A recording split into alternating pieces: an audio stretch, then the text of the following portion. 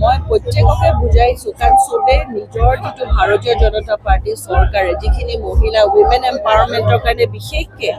কাৰণ প্ৰত্যেক মহিলা আৰু ইয়াতে কোনো বয়সৰ ব্যৱধানটো নাই যাৰে যি প্ৰতিভা আছে সেই প্ৰতিভাখিনি তেখেতসকলে কৰিব পাৰে সৰু সৰু কামৰ পৰা আৰু যোনে ভাল কৰে 10জনীয়া গ্ৰুপত সিহঁতক আকৌ এডিশ্যনেল দিয়ে চ' সেই প্ৰতিভাখিনিৰ কাৰণে যেতিয়া মহিলা ওলাই আহিব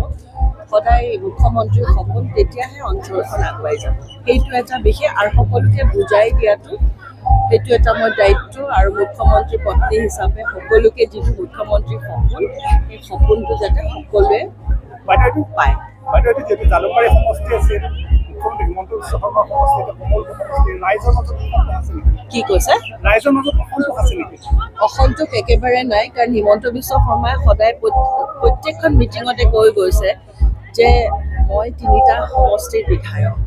আৰু কমলপুৰে হওক শুৱালকুছি হাজোৱে হওক আৰু নতুন জালুকবাৰী হওক মই 3টাৰে সমষ্টি আৰু আজি বিগত যিহেতু এবাৰ হিমন্ত বিশ্ব শৰ্মাৰ 25 বছৰ হ'ব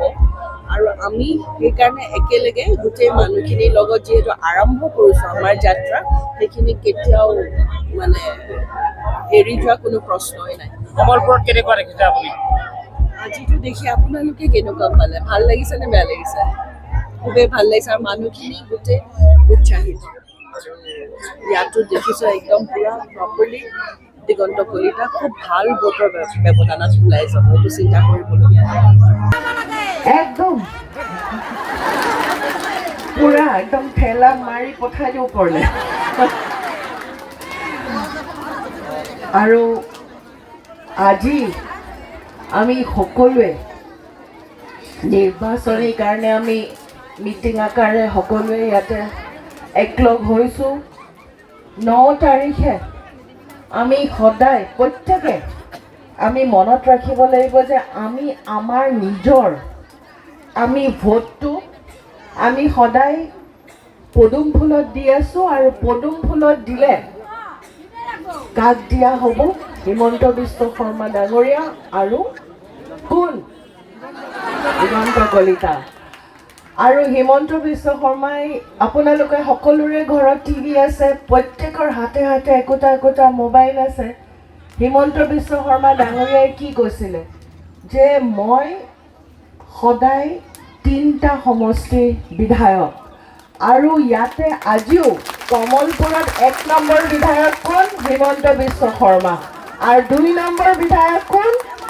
দিগন্ত কলিতা মই প্ৰত্যেককে বুজাইছোঁ কাৰণ চবে নিজৰ যিটো ভাৰতীয় জনতা পাৰ্টি চৰকাৰে যিখিনি মহিলা উইমেন এম্পাৱাৰমেণ্টৰ কাৰণে বিশেষকৈ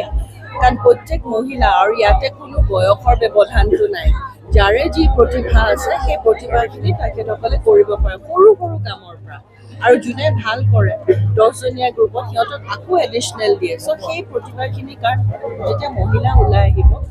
সদায় মুখ্যমন্ত্ৰীৰ সপোন তেতিয়াহে অঞ্চলখন আগুৱাই যাব সেইটো এটা বিশেষ আৰু সকলোকে বুজাই দিয়াটো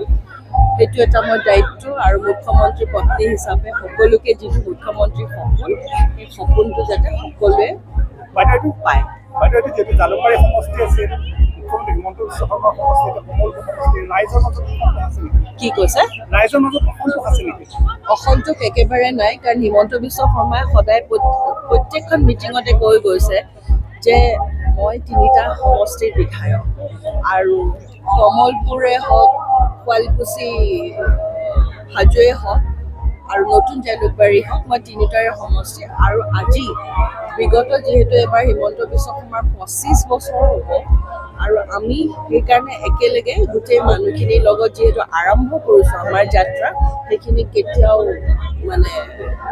এৰি যোৱা কোনো প্ৰশ্নই নাই কমলপুৰত কেনেকুৱা দেখিছে আপুনি আজিতো দেখি আপোনালোকে কেনেকুৱা পালে ভাল লাগিছে নে বেয়া লাগিছে খুবেই ভাল লাগিছে আৰু মানুহখিনি গোটেই উৎসাহিত ইয়াতো দেখিছোঁ একদম পূৰা প্ৰপাৰলি দিগন্ত কলিতা খুব ভাল ভোটৰ ব্যৱধানত ওলাই যাব এইটো চিন্তা কৰিবলগীয়া